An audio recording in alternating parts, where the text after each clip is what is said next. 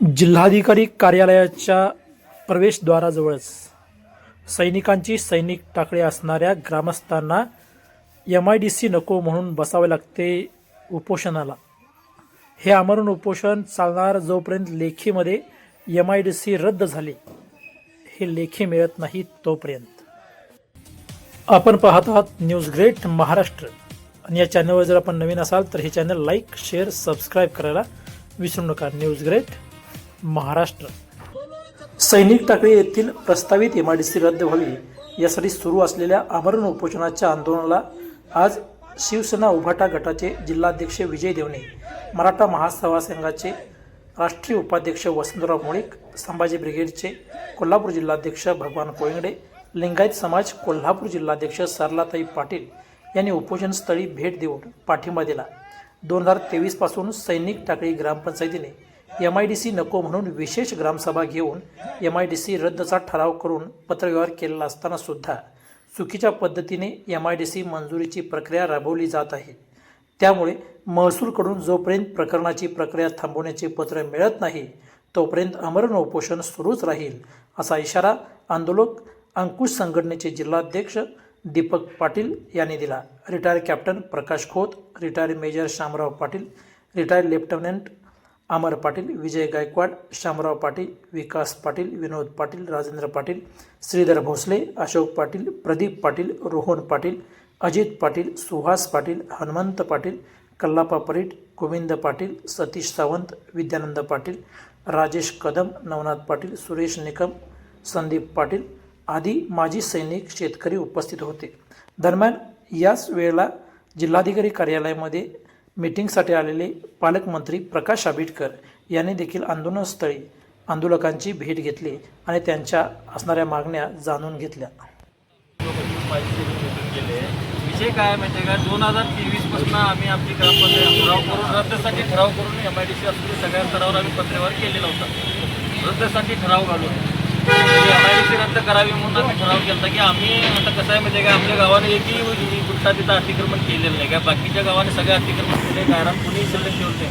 मग आम्ही प्रामाणिकपणे ती जमीन का जपली, माझी सैनिकांचा आम्हाला विकास करायचा, गावासाठी साठपाणी असेल, तिथं घर कचरा असेल, आमचे सैनिक स्कूल असेल, या सगळ्या मागण्या 19 पासून पडली तर यासाठी ते आम्ही राखून घेऊन आमदारांनी 23ला मंत्रिमंडळात मीटिंग घेतली, त्यासाठी MIDC आणायची ठरलं। मग त्यानंतर तिथं कंट्रोल मार्क केला, आम्ही त्याला विरोध केला, ग्रामसभा घेतली, रद्दचा ठराव सगळीकडे पत्रव्यवहार केला।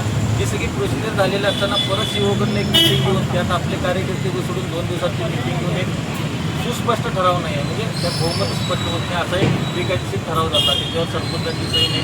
या ठरावाच्या आधारे ती आमच्या MIDC लागली। आम्ही विरोध करतोय, आम्ही आमच्या मागण्या त्यांना सांगितल्या, आमदारांना पण भेटून सांगितलं, तुम्हाला पण आम्ही सांगितलं। मग आम्ही काय म्हणतो की आमच्या गावच्या विकासासाठी 47 हेक्टर गायरान आहे, तिथे काय MIDC एवढी होत नाही आणि आमच्या पण मागण्या पूर्ण होतात। त्यामुळे MIDC आणि आमची संस्कृती काय साहेब संपवून 1200 सैनिक आहेत माझ्या गावात, 18 शहीद जवान आहेत आणि आम्ही काय म्हणते MIDCचा कामगार आम्हाला व्हायचं, आम्हाला सैनिक व्हायचं आहे, आम्हाला सैनिक घडवायचं आहे आणि आमची संस्कृती कुठं बाजी होते, आमच्या गावचं नाव हे होते MIDC, म्हणून आम्ही ही मागणी करतो। या सगळ्या गोष्टीचा विचार करून तुम्ही जरासं यामध्ये आम्हाला आमच्या बाजूला राहायला पाहिजे।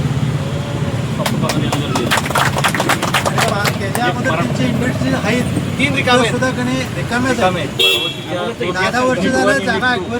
साहेब, तुम्ही आता लोकभावना ऐकून तुम्ही कौलवची असेल, आकुर्डीच असेल साहेब, तुम्ही लोकभावना आदर केला साहेब। हे देशाचे रक्षण करणारे सैनिक आहेत साहेब, मी शहीद कुटुंबातला मुलगा आहे मी साहेब, म्हणजे आमची जमीन आमच्या बापसाहेबांनी देशाची जमीन राखली आणि आता आम्हाला गावची जमीन राखायसाठी आम्हाला आंदोलन करायला लागतं, याच्यावर किती वाईट गोष्ट आलेली आहे। पण आम्ही विकासाला विरोध नाही साहेब, आमचा विकास मागला, आमच्या संस्कृतीला अपेक्षित विकास पाहिजे। सैनिक स्कूल उद्या 3 जिल्ह्यात केंद्रीय स्कूल नाही आहे, पलीकडे कर्नाटकमध्ये एका तालुक्यात 2 केंद्रीय विद्यालय आहेत। आमच्या गावातला आमचा मुलगा, सैनिकाचा मुलगा CBC पॅटर्नमधनं कुठं तर शिकतोय, गॉडरोड जाऊन शिकतोय, त्याला गावाकडे यायला मागायला काम राहायला जागा नाही आणि मुलग्याला शिक्षण शिकायला ते पुण्याला नाही तर जयसिंगपूरला कुठं सेटल व्हायला लागलाय।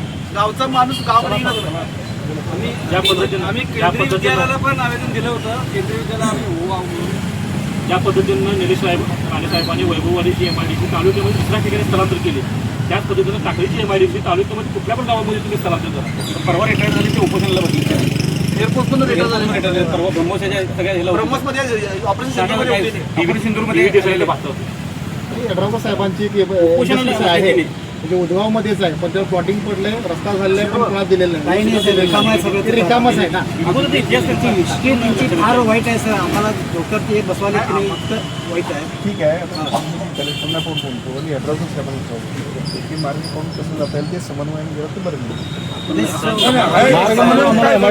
काय पॉझिटिव्हली पाहिजे, कारण का आम्ही लोक फौजी आहे, बरोबर आहे ना सर. आम्ही 28 वर्ष, 17 वर्ष, 24 वर्ष, 28 वर्ष नोकरी करून येतो. दरम्यान आंदोलकांनी सैनिकांचं गाव असणाऱ्या सैनिक टाकळीला जे देशासाठी झुंजले त्यांना स्वतःच्या गावातील मातीसाठी झुंजावं लागू नये यासाठी आपण प्रयत्न करून ही प्रस्तावित MIDC रद्द करावी अशी मागणी करण्यात आली. या चॅनलवर जर आपण नवीन असाल तर हे चॅनल लाईक, शेअर, सबस्क्राईब करायला विसरू नका. News great Maharashtra.